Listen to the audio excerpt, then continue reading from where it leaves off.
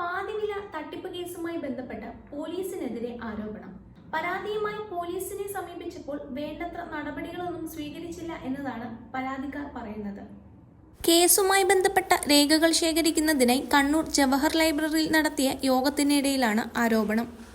പണം നഷ്ടമായത് കാണിച്ച് കൃത്യമായ രേഖകളോടെ പോലീസ് സ്റ്റേഷനിൽ ചെന്നപ്പോൾ പോലീസ് പരാതി രജിസ്റ്റർ ചെയ്യാൻ കൂട്ടാക്കിയില്ല എന്നും പോലീസിന്റെ ഭാഗത്തു നിന്ന് വേണ്ടത്ര ഇടപെടലുണ്ടായില്ല എന്നും പരാതിക്കാർ പറയുന്നു.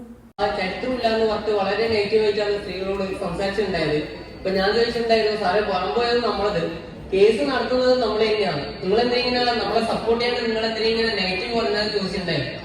ഇപ്പൊ നമ്മള് കുറെ ആൾക്കാരെ പരാതിക്ക് അടിയിൽ ഒരു പരാതി എഴുതിയിട്ട് അതിന്റെ അടിയിൽ ഒപ്പിട്ടിട്ടുണ്ടായിരുന്നു. അപ്പൊ ചില സമയം പറയും ഓരോരോ ആൾക്കാർ ഇൻഡിവിജ്വൽ ആയിട്ട് പരാതി സ്വീകരിക്കാമെന്ന് CI പറഞ്ഞിട്ടുണ്ട്.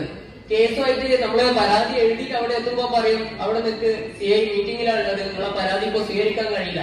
ഇങ്ങനെ 3 ദിവസം 2-3 ദിവസം നമ്മളെ ഇട്ട് ഉരുട്ടിച്ചു. കേരള പോലീസ് എന്ന് പറയുന്നത് നമുക്ക് അഭിമാനിക്കുന്ന ഒരു ഇതാണ്.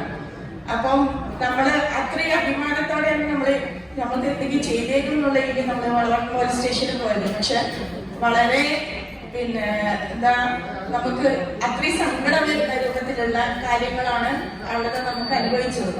വളർന്ന പോലീസ് സ്റ്റേഷനിൽ നമ്മളെ അത്രയും സമയം അത്രയും ദിവസം നമ്മൾ അവിടെ നിർത്തിയിട്ടും കൈക്കുഞ്ഞിനെ കൊണ്ടുവന്നവരും.